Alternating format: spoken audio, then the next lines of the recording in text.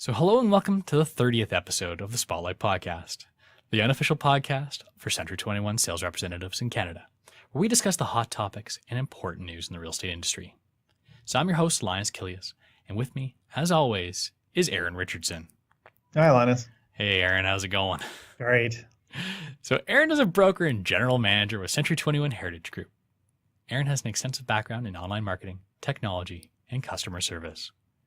And I'm the head of business development at the real estate marketing company, Homeania. Door knocking. That's what we're going to be talking about today. Most agents would love to do just about anything other than door knocking. Homeowners have a built-up barrier for any solicitor that comes knocking on their door that you have to penetrate to make this prospecting technique effective. It can be frustrating and demoralizing, but only if you aren't doing it properly. It turns out this traditional method of prospecting can be very effective if done properly. It doesn't have to be tedious, and it doesn't have to be thankless.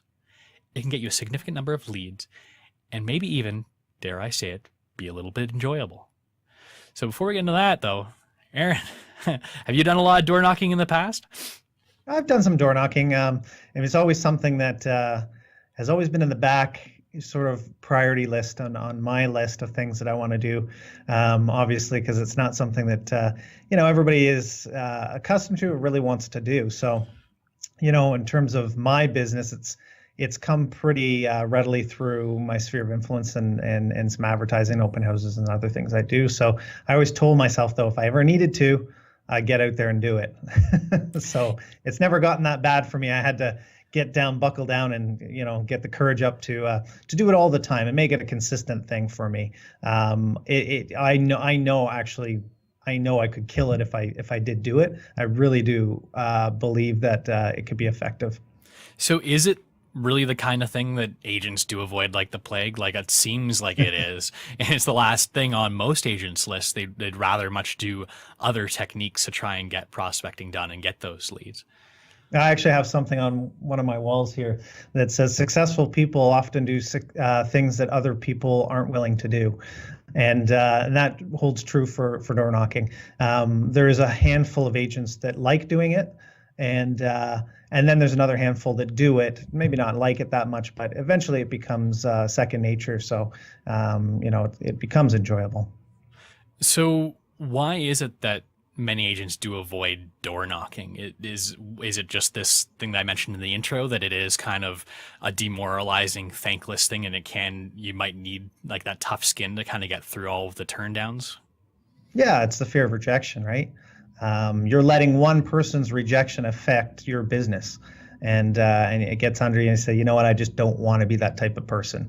You say that's what people say. I don't want to be a door-to-door salesman. That's not what they got into real estate for.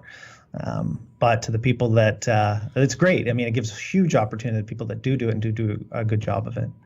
Well, I think I saw a comedian actually talk about people coming to the door, and it's kind of relevant to this discussion, ironically enough. And in maybe the elderly generation's day, like say like in the 40s and 50s, someone would come to your home and it'd be like an event. You'd put some cookies in the oven, you'd have them over, you'd sit them down, and you'd have like this nice kind of setup for them. Now, I feel like more and more of the current generation, you hear the door knock and everyone hide, pretend we're not here, and they don't want to answer the door. And I feel like that there's that big kind of issue that, as soon as they hear the door knock, they're like, oh God, I don't want to have to deal with some solicitor coming to the door. What's the best way I can come up with an excuse?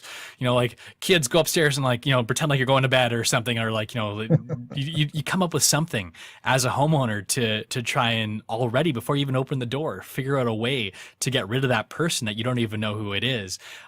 So I imagine as a real estate agent, that's a very tough thing to overcome. And that's really the big problem. Yeah. And you know what? You even go to McDonald's now and you don't have to deal with somebody. You can actually just order from the front screen and pick it up on the way out. You don't have to talk to anybody at McDonald's to get your order anymore if you don't want to. So it's, the whole industry and everything's changing, right? So for sure. So what do you do then? Like you knock on that door and it opens. There's a homeowner there. They don't want to talk to you. What do you do? Well, I mean, it's all in different approaches, and there are many different approaches out there we can talk about. So first of all, it's like cold calling. Same thing on the phone. It's a numbers game. The more doors you knock on, the more opportunity you're going to find that one person that's looking to sell in the spring or in the next couple of months. So the way I got around it, and the way I felt comfortable doing it when I did it, was I came up with a system. I came up with something that I believed in, I was passionate about, that I felt that I could provide them of value, whether it be a home evaluation or a list you can put them on to get the keep you up to date with the area homes that have come up for sale, because everybody sort of wants to know what their home's worth. So if you come up with something creative and you have something of value, feel a lot more comfortable knocking on that door. Is like, what do you engage them with? Say like the even just the hello, like how do you get to that point where they're willing to listen to you, even like say something like, I've got this interesting thing for you to listen to, like a lot of it's like, Eryn Richardson, real estate agent.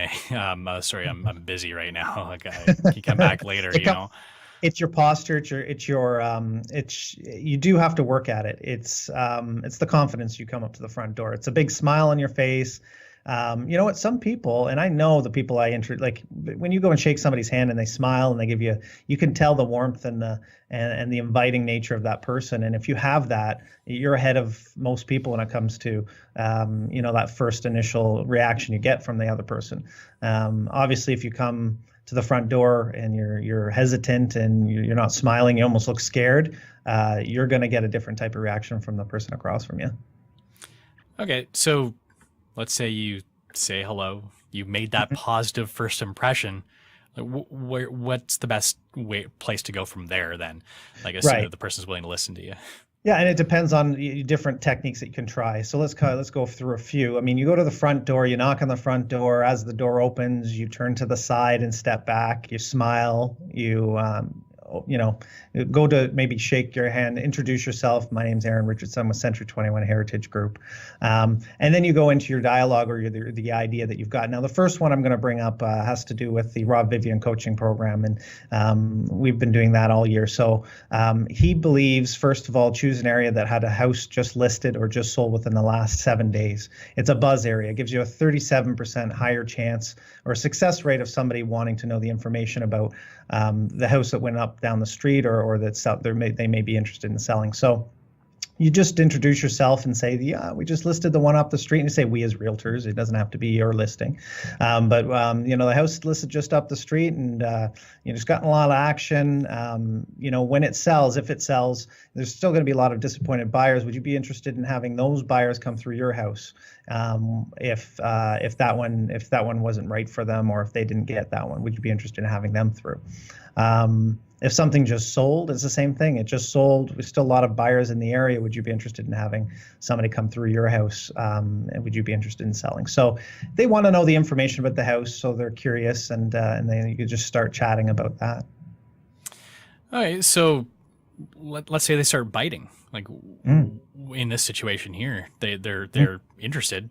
How do you continue the conversation? The technique is to book an appointment. Don't do anything at that point, although you should be, well versed in what things have sold for. I always like to, the best I heard was, the Smiths just sold up the street. So, if they know the Smiths or if they don't, it doesn't matter. You know their last name because it's on the listing. So you're using the names of the people in the area that gives them a little more confidence. And then you say, the Smiths just sold up the street, and then they obviously interested in a home evaluation or something. So, would it be possibly, I will be back in this area tomorrow. Would the morning or afternoon be better? I could stop by and, have a look through the house and give you an opinion of value. Rob says that, saying that you'll be back in the area, they're not putting you out. They don't feel like they're putting you out. So there's the law of reciprocation he keeps talking about. So it's a little technique, a little psychology involved, but I wouldn't suggest being invited in. You've got obviously some deadlines or another appointment you've got to make it to, and then book an appointment. I guess in that case too, you are the unexpected guest. So I guess trying to get invited in might be very inconvenient for them. So booking an appointment, I guess, is the best way to go about that from a convenience standpoint from them as well as you. So they're expecting, they're prepared for you as well. Yes. So should you limit the amount of time you talk to them then, or do you just carry the conversation as long as it seems to go at the front door? So the experts say the most important thing about door knocking is to get the doors knocked. Get to the. It's a quantity. I say quantity over quality. It's always good quality, but it is the quantity thing. It's a numbers game. So you have to get your 100 homes or 150 homes knocked on today. That's what your goal is, and get to them, and that's what your appointment says. And that's so it's important that when you're door knocking to establish the value with the homeowner, book an appointment, and then come back and not spend too much time with the chit chat, because you'll get a lot of people that just want to talk about real estate, and they're just wasting a lot of your time. So that's what the experts say. I would tend to obviously agree with them. I'm a little bit on the side of loving the fact that they invited me in. Let's go in, let's chat with them, let's establish a relationship, and maybe they'll refer me something. So listen, everybody's different, but the important thing is to get the doors knocked. Right, so you mentioned that's kind of like the Rob Vivian approach, right? Yep. You mentioned there might be others as well. You want to talk about any of those? We can talk about the Eryn Richardson approach if you want. Oh, sure. Is that a world famous one? I don't know. I came up with it back when I first started. I said, listen, we have prospect search on our system, and many systems have this system. When I talk about systems, the Toronto Real Estate Board, so they have a way that we can send or set up people to send people listings, and most boards have this. So what I did was I came up with something called Nosy Neighbor. And, it came with a clipboard and some cards to give out and stuff like this. And I branded it, I have a system, it's called Nosy Neighbor. It's kind of a fun system I created to keep you informed on what's happening in your area in terms of real estate. Would you like to be put on this list? And they went, oh, fantastic, let's get on that list. So I was at about a 10% success rate on door knocking on that. And I thought that was quite good. I quickly filled up 150 people. That was actually at the time was 100 people, the limit on how many people we could set up as a search criteria on our. So I started filling up other people's search criteria, and then, finally just, went on with other business. So, but I came up with that system because I felt that mainly people are looking for information. And if I engaged them and I started sending them listings as they came up in their area, and they were seeing them every month for the next 2 years, and they saw my name associated with them for every month for the next 2 years, or every day for the next 2 years, they're seeing my name so much. It's like farming. It's like it's a very effective way, obviously, if they're thinking about selling in the future, of them contacting you if they, by you sending them that many properties all the time. So it was called Nosy Neighbor. Yeah, it sounds like a pretty good approach. So you mentioned about 10% success for that method of getting things.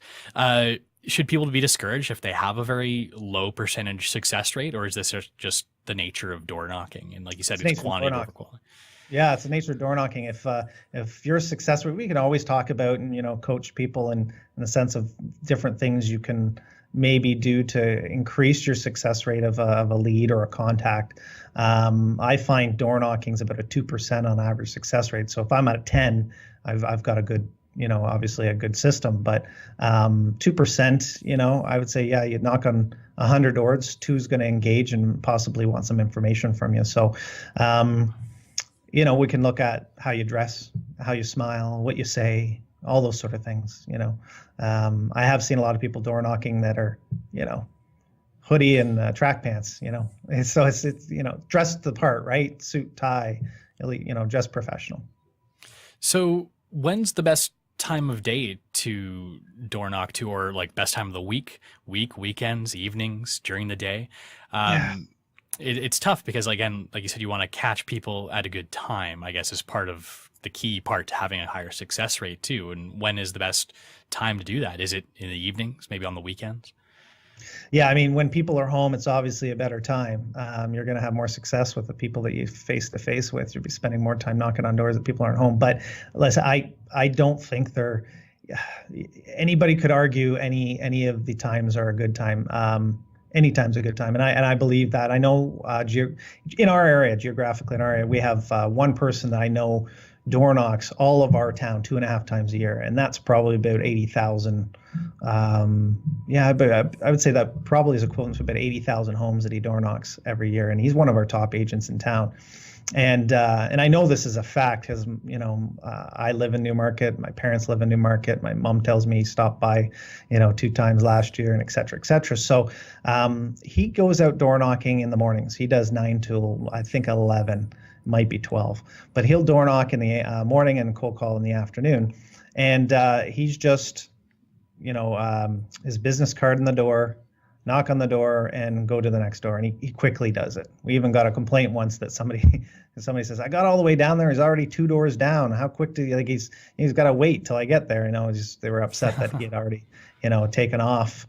Why is he knocking on the door if he's not going to wait for somebody? He's so quick with it. But his is very basic. It's just his business card, 9 o'clock in the morning, 9 to 11, 12. And they were also complaining it was too early. But that's his system. That's where he feels more comfortable.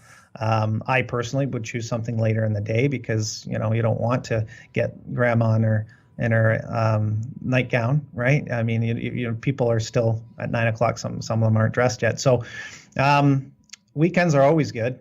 You're doing open houses and all the rest of the weekend, but people are home on the weekends. So if you can door knock on the weekends, but I really am going to go back to, whatever your energy level is. If you feel more comfortable in the afternoon, then door knock in the afternoon. Some people will even say during the dinner time is a good time because everybody's home. They're having dinner. I'm going to say, well, people hate getting, I guess bothered during the dinner time. So it just depends on how you want to set yourself up. But if you really look at it, as long as you're door knocking, as long as you're getting out there, getting the houses done, that's the most important part. 80,000 homes a year, eh? That's twice too. That's pretty impressive. I feel like he'd be a very good asset if anyone's ever running for office as like a door knocker campaign manager type too. But I'm assuming most people listening to the show probably won't be doing that many. And this agent that you're talking about too, like you mentioned, he obviously is pretty quick going from door to door. There's probably a lot of people that aren't home or don't answer the door too. So what do you do in those situations too? Do you have any leave behinds? Is that a good idea? Like to drop off a card or like a postcard or a feature sheet or something? What do you do for when they're not home?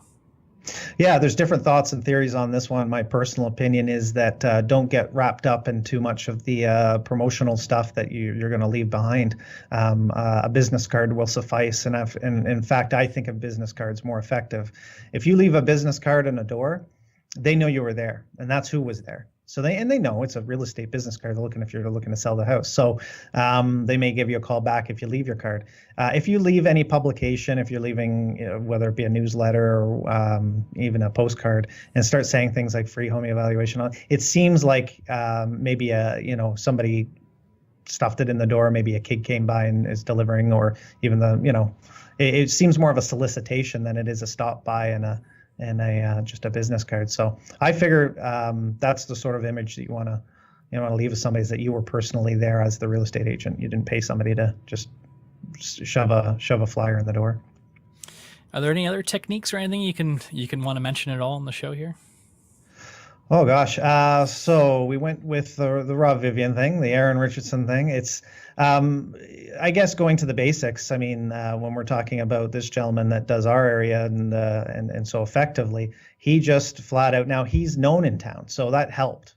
So a technique obviously is to use a farm area that you're known in, and when you go to the front door and you knock on the front door and your name's Eryn Richardson and they know you because you send them a lot of stuff, it's a much warmer door knock, right? So that helps. But his line is, you're looking to buy or sell in the next couple months, and if they're not, do you know anybody else who's looking to buy or sell a home in the next couple months? Have you ever? And if they say no, we're just not really ready to do that. We've been here a long time. Well, how about if there's equity in your house? Have you ever thought about buying an investment property? He really, these are questions that he asks, and it'd be interesting. It's interesting to see how these people communicate with them, and really it turns into, actually, we're thinking about buying a cottage. Do you know anybody up in Aurelia? Actually, I do. I have a buddy that sells up in Aurelia. I'll get you in touch with them, and then you've got a referral fee. So there's a lot of different ways to do it. The most important thing is to get out there and do it. And as Rob Vivian says, don't, it's not door knocking. He doesn't teach door knocking in his coaching. He teaches systems in which door knocking is a part of, right? So there are going to be houses you need to knock on when you're doing open houses, but you're doing your open houses. When you do an open house, you're going to invite people to the open house. You happen to be door knocking to invite people to the open house. It's the same thing when I talked about the sales. If you have a sale in the area that just came on as a listing or a sale, there's a buzz around the street for about 7 days. And so he doesn't say you go door knocking. He says, well, you're going to work your just listed and just solds. The areas that have just listed and just sold. So it's a system that you put into place. And if you look at it as a system and a lead generating system, I think maybe that helps, make you feel a little more comfortable about knocking on some doors. What about agents that just are flat out horrible at door knocking? I'm sure there must be some that just it's just not their thing.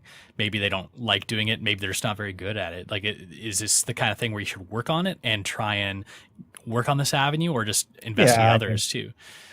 I know specifically of an agent in our office that does door knock a lot, and he doesn't get maybe as many leads as you might expect based on the amount of doors he knocks on.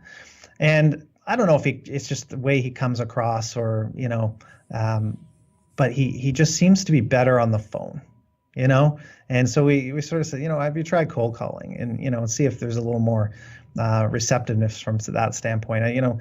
Maybe it isn't. People maybe just don't get that feeling of professionalism from him when he first knocks on the door. It's just either some people say you have it or you don't have it, but you can work with those people, and they, like you said, some people maybe they don't have the door knocking ability. Is it something you can learn if you work on it, or is just? Oh yeah.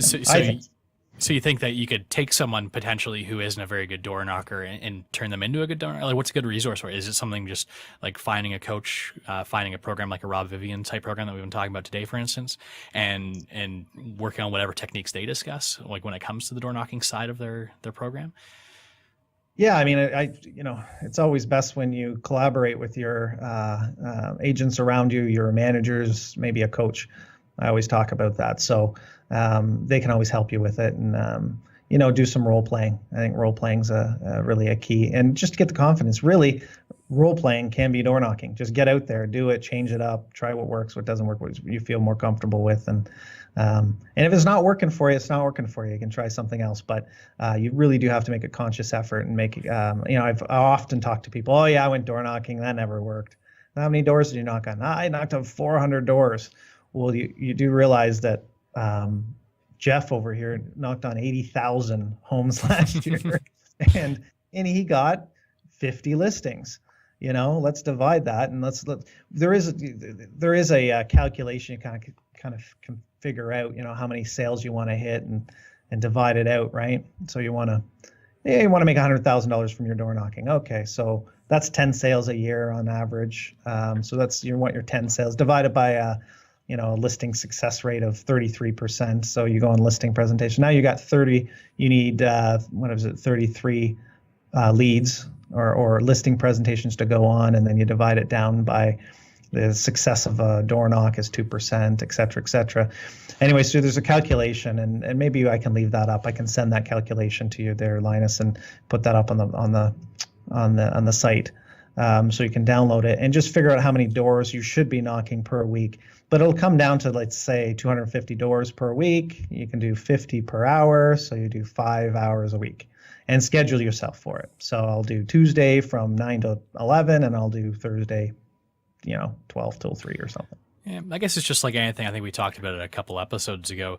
As a real estate agent, when you're looking at prospecting or marketing or anything, you've really got two resources, your time and your money, and just deciding how to use those effectively is something that I guess you can pretty easily calculate once you've been doing, say, like door knocking for a while. You can say, okay, I'm spending this much time, like you said, see what the success rate is, and see if it's worth it for you given your success rate. And that success rate, I guess, is the big X factor in all of this too. Like if you're making 10% of the homes you're going to, you're getting some sort of lead or name for your like call list or whatever, as opposed to like 1% success rate makes a big difference for that and that calculation, whether or not it's successful for you or whether you should go for a different prospecting technique as well. Yeah, and you partner up, maybe do and I would say partner up and share the lead or anything like that. Maybe just partner up and go out and say, listen, we'll do, maybe a group of 5 agents get together on a Saturday and get pizza after or whatever. And, if you hold each other accountable, it makes it a lot easier too, to get out there. So. For sure. Well, this probably seems like a good place to wrap up the show, unless you have anything else to say there, Eryn, on the topic. I know you could probably talk about it forever. Oh yeah, it's fun to hear different things that different people do, and what's successful and what works for different techniques. So yeah, it's just a fun topic. Just not necessarily. I mean, listen, it's not something people want to do in the dead of winter either. Weather has a factor, but my manager always told me, hey, if you go out and it's raining and you're door knocking and people are seeing that you're that hard, like, it's impressive. They'll invite you in, if it's really cold out. Wow, you know what? I feel bad for you. Come on in. I don't know. Just get out there, do it, see if you like it. But it's not even, you got to get into a system and a rhythm. So. Good advice, I think. Okay, so we'll wrap the show up here. So if you like the show, subscribe to our show on Stitcher, iTunes, Google Play, wherever you find your podcasts online. And please don't forget to leave us a 5-star review on those sites, because it really does help. You can watch this and past shows at spotlight.century21.ca/podcast. If you need to reach us, you can email us anytime at podcast@homeania.com. That's podcast at HOM as in Mary, EAN as in Nancy, IA.com. So this podcast was brought to you by the Spotlight Marketing Program, an exclusive marketing package available only to Century 21 agents in Canada. Spotlight provides agents with a comprehensive internet marketing strategy for their listings. We provide high-quality HDR photography, stunning HD video tours, a cutting-edge responsive website, and an extensive advertising system that will help sell your listings for more money, sell them faster, impress your clients, and generate leads. Find out why so many top agents are using Spotlight by visiting spotlight.century21.ca today. Thanks again, Eryn. Thanks, everybody, for watching. Have a great week. Take care.